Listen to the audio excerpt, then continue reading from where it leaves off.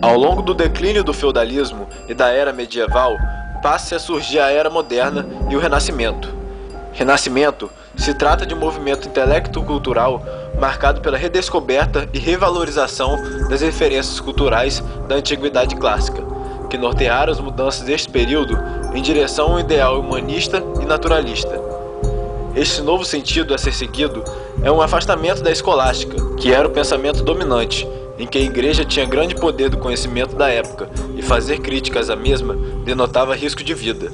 Contudo, com o poder do clero em declínio, a releitura dos textos antigos da filosofia clássica foi possível. Com isso, uma nova forma de pensamento surgiu na Europa, iniciada por volta do século XV. O centro do universo já não era mais a Terra, e sim o Sol, e o centro do pensamento já não era mais direcionado a Deus, e sim ao homem e sua interação com o todo. Neste período de transição e transformações, diversas discussões sobre o conhecimento foram feitas.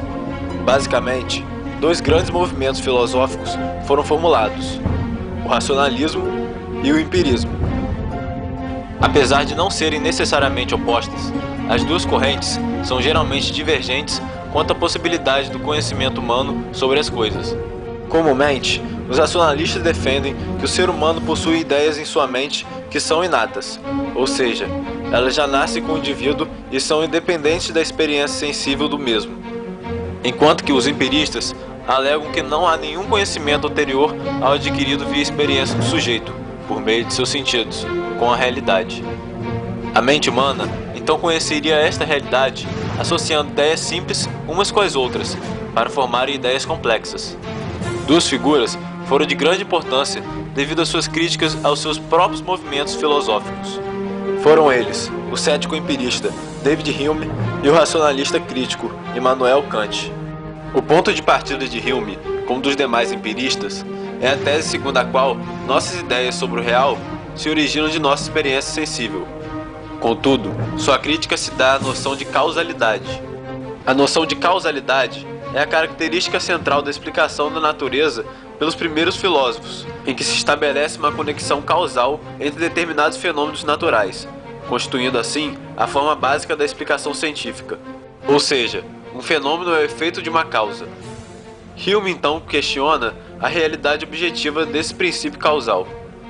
Segundo ele, esse efeito de causa seria apenas uma construção mental que ocorre devido à regularidade e repetição de nossa experiência de uma conjunção constante entre fenômenos. Hume descreveu leis de associação, por exemplo, a de contiguidade, que é a noção de que quanto mais forte a ligação entre duas ideias, no tempo ou no espaço, mais rapidamente serão associadas. Com isso, se todo conhecimento provém de impressões sensíveis, e se essas impressões e ideias são sempre variáveis e a causalidade resulta apenas de regularidade, repetição, costume e hábito, então em consequência jamais será possível um conhecimento certo e definitivo. Toda a ciência é apenas resultado da indução, e o único critério de certeza que se pode ter é a probabilidade. Posteriormente, uma escola de psicologia reforça as ideias de Hume quanto à associação de ideias e seus vieses existentes segundo a experiência individual. O behaviorismo teve como um de seus precedentes as experiências feitas por Ivan Pavlov. Pavlov era um fisiólogo russo que fazia estudos da digestão canina. Em um de seus experimentos, Pavlov buscava estudar a produção de saliva em cães expostos a diversos tipos de estímulos paladares. Contudo, percebeu que com o tempo, a salivação passava a ocorrer diante de situações e estímulos que anteriormente não causavam tal comportamento, como por exemplo, o som de passos de seu assistente ou a apresentação da tigela de alimento. Curioso, realizou experimentos em situações controladas de laboratório e, com base nessas observações, teorizou e enunciou o mecanismo do condicionamento clássico. O condicionamento clássico se baseia no processo em que o indivíduo formula em sua mente uma associação de um estímulo neutro, que não resultava em reação alguma, com um estímulo inato, que sempre resultou numa reação involuntária. Seguindo a situação da experiência de Pavlov, há um cão com medidor de saliva em sua boca, um pedaço de carne para entrar em contato com a boca do cão, e uma lâmpada com luz vermelha. Uma lâmpada acendendo uma luz vermelha não resultará numa reação do cão. Um pedaço de carne na boca do animal sempre resultará numa reação involuntária de salivar, pois o organismo dele já é preparado para reagir desta forma, tendo em contato em sua boca um alimento.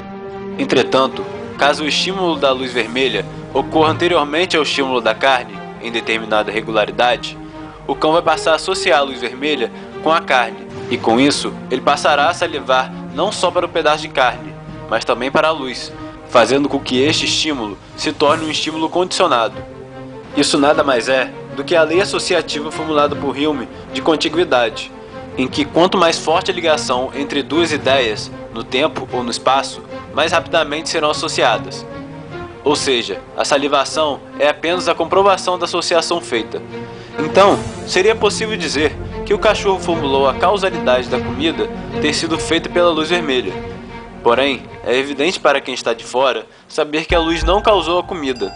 Contudo, será tão evidente imaginar que um fósforo riscado não causou no fogo aceso? Desta forma, demonstra-se experimentalmente como a realidade causal das coisas é parcial e é apenas segura quanto à sua probabilidade, porém nunca será totalmente confiável.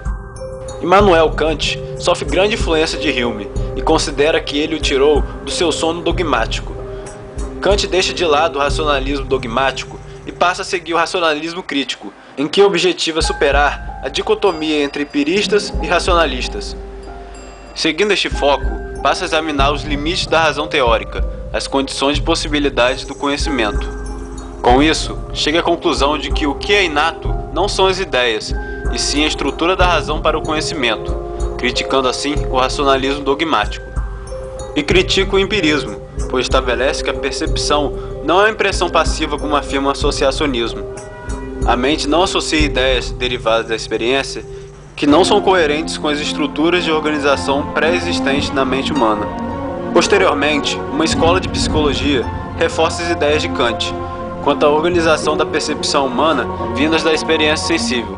De acordo com a teoria da Gestalt, não se pode ter conhecimento do todo por meio de suas partes, pois o todo é maior que a soma de suas partes.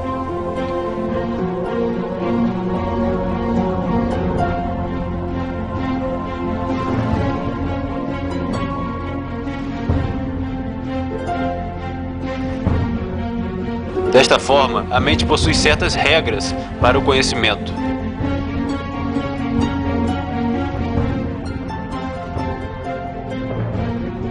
Nós preenchemos espaços em branco para criar um objeto completo inteiro. Assim, assumimos que os círculos da ilustração estão completos, mas parcialmente obstruídos pelo ilusório triângulo. Caso sejam acrescentados pequenos segmentos de linha que fecham os círculos, seu cérebro não construirá o triângulo. As linhas paralelas, tais como os trilhos de um trem, parecem convergir com a distância. Quanto mais as linhas convergem, maior a distância percebida.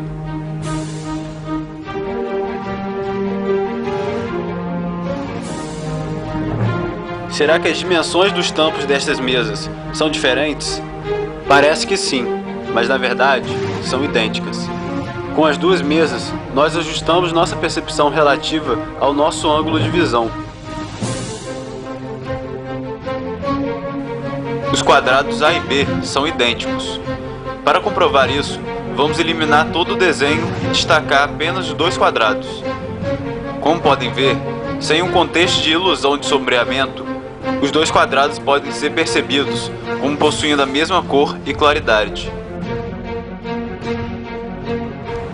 Com isso, parece notável que o processo de percepção da realidade sensível não é algo passivo como é acreditado no associacionismo. Caso a mente não participe da formulação da percepção, nós não cairíamos nessas ilusões de óticas criadas pelas nossas próprias mentes. Hume e Kant formularam, e a psicologia posteriormente demonstra, que nossas experiências devem ser colocadas à crítica, pois nossa percepção da realidade possui grande influência da nossa organização e estado mental. Com isso, nosso conhecimento nunca é completo, é sempre parcial e nem sempre confiável. Então, devemos sempre considerar novas perspectivas para com isso nos libertarmos de falsas verdades incontestáveis que certos dogmas acabam nos impondo.